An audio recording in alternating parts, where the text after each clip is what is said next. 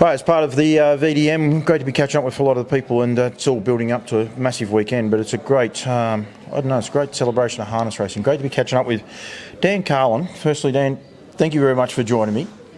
Thanks for asking me, and it's nice to come down and talk about the VDM and harness racing generally, I suppose. We're going to talk about quite a few things. We get to. I'm lucky I've been on this tour a couple of times, and it's a great celebration of harness racing. And albeit small, in the UK and here in Ireland, the passion is amazing, isn't it, for harness racing? Well, I heard you talking to John Richardson yesterday, and the word kept coming up, passion. And I suppose when everybody thinks of the VDM and the great prize money and the Irish IHRA series and the great prize money, but take those away from it, there's still a lot of races here for €300 and €400, and those guys are putting in as much effort for €300 or €400 as the guys that are at Yonkers going for $40,000. It's the same effort. Still got to clean out those stalls and travel a lot. And travel a lot too, and do a lot of other. That's the thing. Like there is that little bit extra. No one complains about it. Well, they put it this way, they don't seem to complain as much as definitely some of the people in my country. That's for sure. I sometimes say, an analogy that I use is, over here there's a sport called Gaelic football, and it's an amateur sport, and you have soccer, which is a professional sport, and you get kids that are good at both. But a lot of these kids stay and play Gaelic, which is amateur, and there's no prize money and no big salaries, but they play the Gaelic for love of the sport. And I think harness racing's a bit like that. These guys train and clean out and jog and look after the tendons and clean the horses and take them to the swimming pool, do all the work with these horses, and it's a break even at best hobby. Whereas if they were working for Jim Bolger or Vincent O'Brien, they'd be racing for hundreds of thousands. Yeah. It's actually interesting at Gaelic, because I know there was a couple of guys who went to Australia and they were quite good at it. They played that Aussie rules, They came home and they were going to be on good money over there. But still came home to play for love of the club. Yeah, but there's others that have gone over there and stayed over there. So I think harness racing's a bit like that, love of the club nearly. Yeah, and what you want to do. Yeah. You've grown up in the sport. You showed me a picture there before of your family. It's embarrassing how long I'm involved. I'm only 59 myself, I say. But my mother kept a diary, and in the diary she says, when I was 18 months old, she took me to the trotting at a place called Drogheda, and she put in her diary, very badly behaved. So I think stood down one still trial. Going on. Still going on. Stood down for one trial. You had to go back to the trials. Still going on. Very badly behaved at Drogheda in 1969. So I've kept up the tradition. I'm still pretty badly behaved. You've trained you've driven. Have you trained in your own right as well? I drove and trained for about 30 years. I drove from I was 15 till I was 35, and I was around 35. My father died, and I got more involved in the family business. I had the luxury. When my father was living, I had the luxury of training the horses in the evening. And when he died, my brother and I took over the business, and I didn't have as much time on my hands, and I dropped out of it for quite a while. And then I got a couple of cheap horses there a few years back. I'm kind of back, and I jogged a horse this year. But the best years of my life were training and driving trotters from when I was 15 till I was 35. It's one of the struggles. It's funny. It's one of the struggles worldwide. It doesn't matter where you are. And my daughter does show jumping and things along those lines, and it's sort of similar for that. That when you're young and enthusiastic, you'll work a job and you'll do your horses and you go as hard as you can. But there gets to be like a tipping point that seems to, and then people go off and build families and do a lot of things, and then they get to a stage where they've got disposable and they come back. We just don't get as many of them come back. But it doesn't matter where you are. Like I think sometimes where you live, you think, oh, geez, what's going on? But it doesn't matter. It's everywhere, isn't it? Yeah, well, you can put up with the hardship better when you're younger. I went around the bumpy field when I was younger. I didn't feel the bumps. Now I feel every bump. The big fella on the other side, he'd feel every bump too. Oh, the bumps.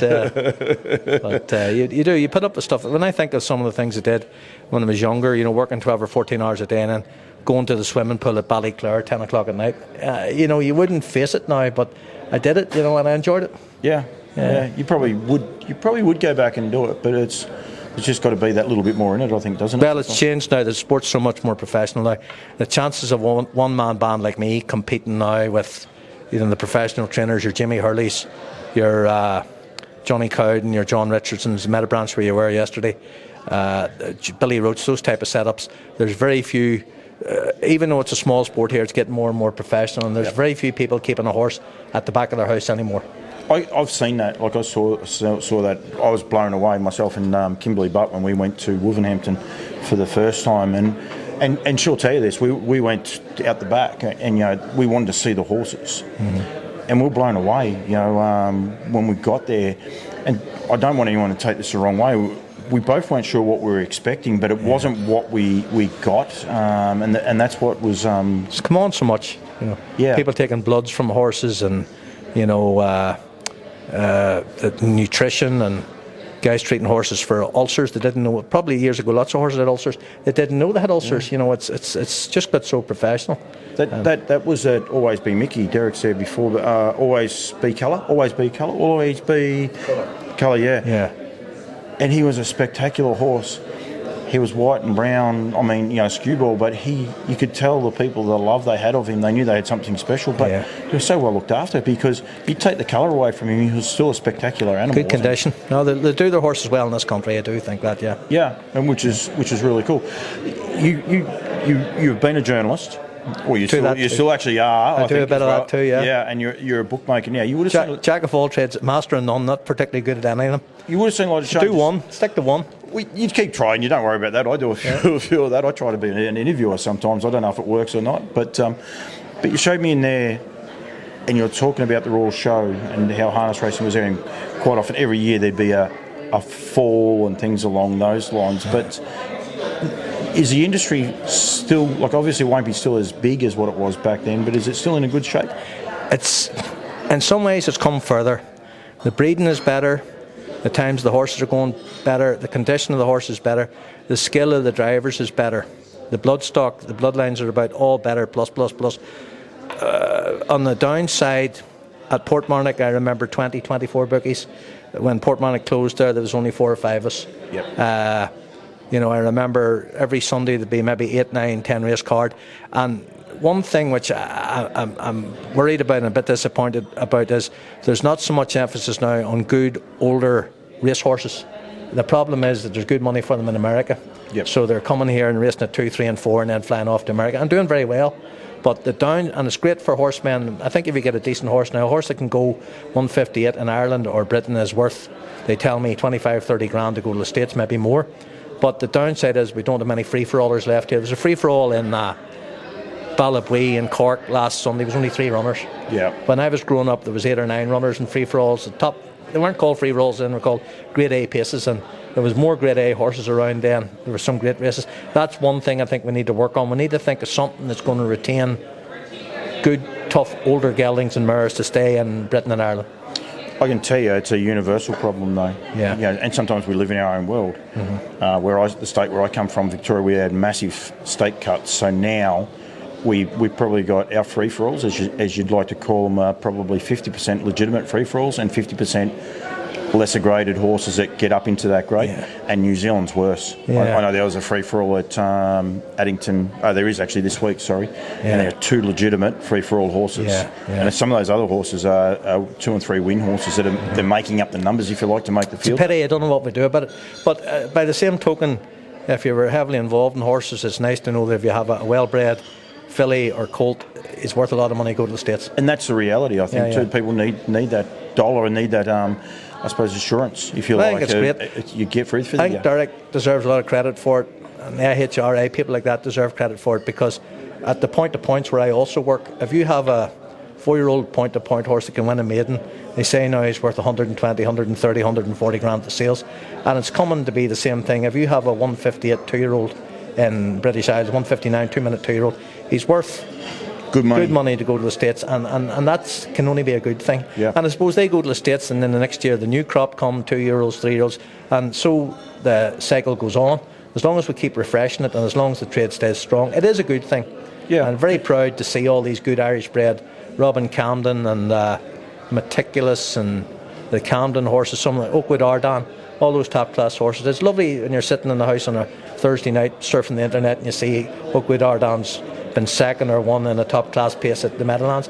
It's some going. I wouldn't have dreamt of it when I was young. Yeah, and so it's not all bad, like we sometimes say that it is all bad. You can't have it both ways. You can't sell them to go to the States and then hope you can go and look over the half door at them too. No, and I keep saying there about the New Zealanders. The New Zealanders all their life have been sellers. Yeah. And a vast majority of those guys in New Zealand come from Wales. Mm-hmm. It's common for you guys dealers, to sell. Dealers by birth, nearly. Yeah. Whereas myself, being an Aussie, we're convicts. We just want to keep everything. We don't want to sell anything. So it's a little bit different the way we do it. You would have seen a lot of tracks over the journey close. That would be one of the sadder parts and one of the more challenging parts of the sport here for Ireland. It'd break your heart. Lambeg's closed about 5 miles from here. It was one of the first early tracks. Portmarnock's now a graveyard or memorial garden.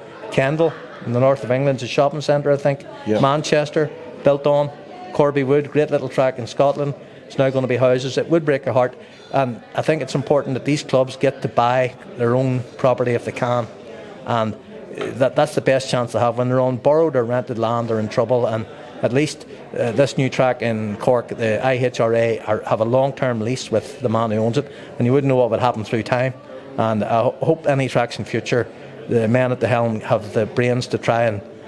My father, in 1969, that club was offered the chance to buy Lambeg Stadium up at near here, and they fought and bickered between themselves, and nobody bought it to finish. And it finished up. It's now a soccer ground for Distillery Football Club and a greyhound track.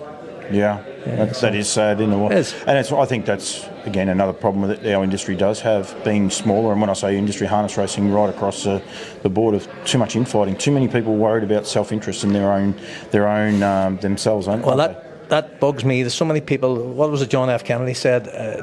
Don't ask what your country can do for you, ask what you can do for your country. Yeah. So many people want to take from trotting and don't want to give anything back. And some of the most successful horsemen I see are the greediest. And they want more and more, and they don't realise they've got a very good living out of it, and they won't give back, and that breaks my heart. Some guys take, and why aren't there more races for my horse? Why isn't there better prize money? But if you say to them, will you stay late and harrow the track, they're gone. Yeah. And they think they're doing their bit because they're presenting good horses on the day, which they are. It's important. And when you're a bookmaker, you get that part for that competitional betting and things like that. But you need to do more, and I think that's a reality that a lot of us are aware of. It's just a pity. Some people don't give back. It's nice to give something back. That's the wee thing I do in the Irish field. I feel I'm giving something back. I enjoy that. I think one of the other challenges we have is about community involvement. And I think one of the things I really enjoy about coming over here is I get 29 hours of think time on a plane where you don't have a phone, you don't have access, and I think that's one of the big things we see here with the flare that's on at the minute. The flower. The flower. I get into trouble for a lot of your words. Yeah. I'll call it a festival. It rhymes with bra. Or ska. Yeah. But it gives back to the community, and that's, I think, one of the challenges we have as an industry is how do we give back to the community and get community involvement, because then if we can get that, then we get these people coming back to the industry. It can be done, yeah. Like over in Tregarin, it's a great community-based meeting. Yep. It's a very well-run meeting. I admire the committee in Tregarin an awful lot. And where we were last weekend, Ballabwee, there was a best dressed lady competition. Everybody from the village come out to this racing. Yep. Those are the sort of models we need to be following. Yeah. And get back to the community, get people to come back. Yeah. Now, I'm over here for the VDM. You spoke about it a couple of times, and Derek, we'll say Derek is on the other side of that. So if he blushes, we'll see the redness come through.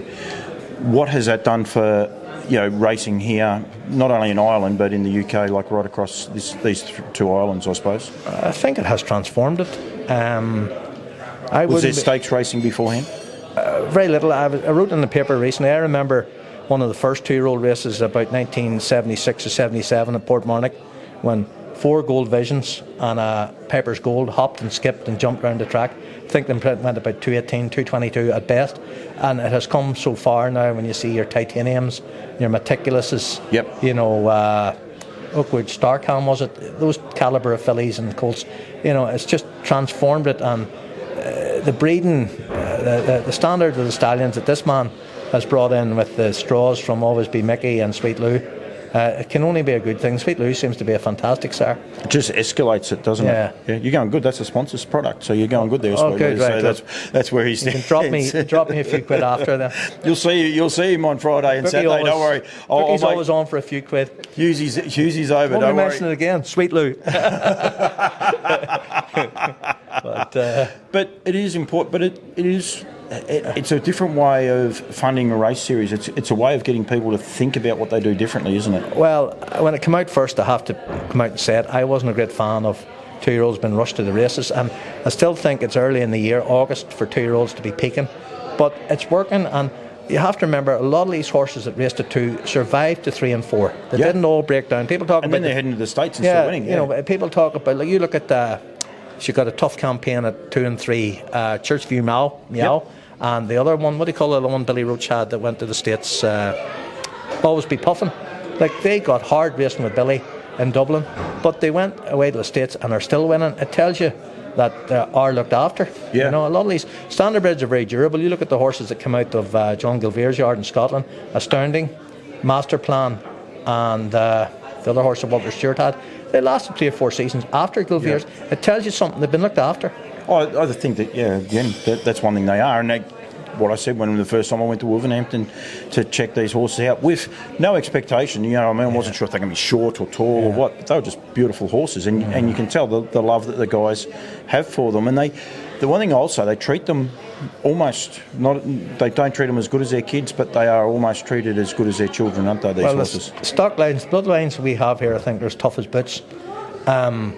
Big guy that worked for me at my bookie business grew up in thoroughbred racing. He wasn't familiar with harness racing, and we went to Musselburgh one time, and a horse called Major League Star came out on the Tuesday and raced very well in his heat. I think he was beaten, and he came out on the Wednesday and he won.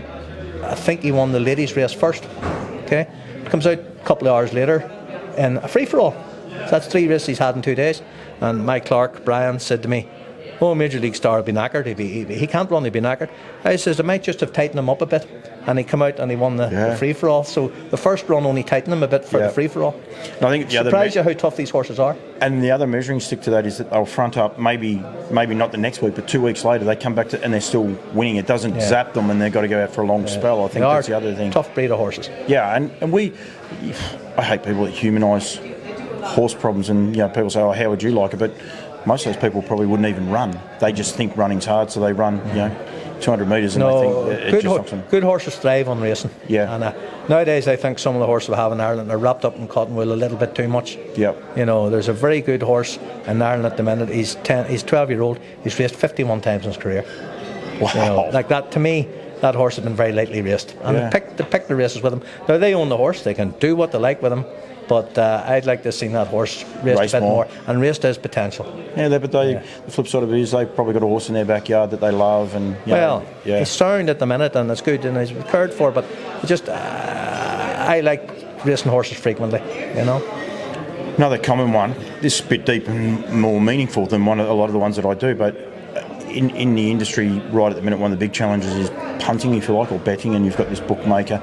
So, and you've got a cool side note to it because you have trained, you have driven, you understand both sides to it. How does betting go here in the UK and like Ireland? Is it a struggle?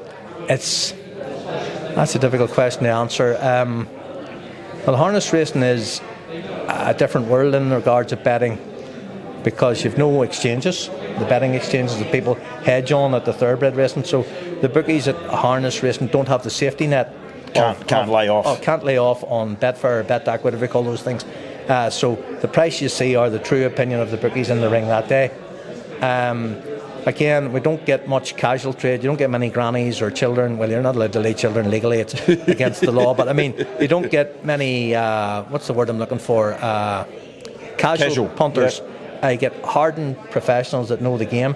So you get a lot of Strudies betting with you at harness racing. I brought a thoroughbred bookie to the racing one day at Portmarnock, and when he saw some of the bets we were laying, he turned white, and he said to me, "Those guys don't kick many wides." Yeah. In other words, they don't miss the goal much. They are. Whenever the right people, whenever the faces come for a horse at Lyre or Annaghmore, you can be sure it has worked well on the Wednesday. We bowl wides in Australia because we play cricket. You guys don't play cricket much, do you? No, cricket does. Cricket's not a big hit here. Yeah. But that is one of the challenges, and I know Dean Shannon, who's got an association with Ladbrokes in there. That's one of the things they actually ban people from betting with them, and people blow up about it. But they say, well, if you're constantly winning, we can't afford to have you constantly winning because it's bad for their business, and that's so you can see two sides to it that they become a bookmaker. But I don't agree with that. That's the modus operandi of those big firms, Ladbrokes, Paddy Powers, all those big exchanges. I'm told It never affected me because I was never successful enough betting. But I'm told if you consistently win, they'll stop you. And I don't think that's right. Some of the privately owned bookies that I know, the smaller bookies, would continue to lay a winning punter. They might take note of what he's having. They might even go and bet it themselves. But I don't think it's right to ban a successful punter when a guy starts to win. I don't think it's right. But these businesses are run by accountants, and they must have a reason for doing it. Yeah, well, they don't like losing. But if we banned all the successful punters at harness racing, we'd have no customers. No, I suppose that is one of the issues. Do you still love it? You still love the game? I do. Get frustrated at times, but some of the things I see going on annoy me, and people are very small-minded, self-serving, and don't look at the bigger picture. But the work that Mark Flanagan has done in the IHRA, I have to give the man credit. He, not always everybody's favourite, not the easiest guy to get on with at times, very opinionated, very strong-willed, but you've got to stand off it and say the man's done an awful lot. Yep. The like of what Derek has done here with the VDM, successful. Good people like James O'Sullivan, James Levis, Connie Sullivan down in Cork. These people, it's the guys that are out painting the railings and washing the number cloths. They're the backbone of the sport, and when I see them, it gives me a bit of heart. There are good people. I think I was going to meet Mark. I don't know. Derek had lined up an interview yesterday, Monday, I think it was. So I don't know if we've got an opportunity to catch up. Maybe see him somewhere, but he's done a lot too, and he was a pioneer. Some of the things he did early, the bought Stable Matters all those years ago, and you got to give them credit. They have a great professional setup. I admired seeing that thing on the video the other day of Meadowbranch. It's a fine place. Yeah, it's outstanding. Yeah, and there's other good yards in the country too. Yeah. The other thing that I think, and it said he's there, but the tour that I'm on at the minute, and getting people to come to Ireland and talk harness racing. There's guys up there that'll be talking harness racing in the bar at the minute because we're going to have a dinner together very shortly. But it's one of the great things that we probably lose sight of. I think sometimes we always talk about handicapping, good horses, betting and things like that. We forget the friends we meet and the people we meet on the journey and the ride that we can have, don't we, sometimes? I've met some great people through harness racing, and people have helped me out in different ways. And it's good people in it too, and I think they're good throughout the world. I went to America one time and I was taken by the hand everywhere I went, and made to feel like a VIP at the Meadows, at the Meadowlands, down in training centres in Georgia. Say you were from Ireland, interested in harness racing, come here, jog a horse. Come here, have a seat in the VIP part of the restaurant. It was lovely. It is very, very cool. Dan, thank you very much. I got no hope. Dan will do. But you're Dan in Australia, DAN, so you're just Dan in Aussie, so don't worry about that. But thank you very much. Thanks for coming in with the scrapbooks. I know you. I'll show them to the Americans later on. I have a lot of memorabilia, but it's a good sport, and for every bit of bad news, there's good news. I know it's in decline in America. They're what they call the track that closed, freehold closed. When that can close 130 years old, it worries you. But there are green shoots too in the world too. The Prix d'Amérique in France and what we've done down in Lyre and Derek's series, the VDM. There's green shoots as well as all the bad news. And there's some very good races down where you're from, New Zealand and Australia. I think it's not all doom and gloom. I just challenge people to not just say that it's buggered and it's stuff. That's one thing that I hate. It's not all doom and gloom. No, pull your socks up and have a crack, and you never know what'll happen. So Well, thanks for having me, and enjoy talking to you. No, thank you very much. Really appreciate it. No bother.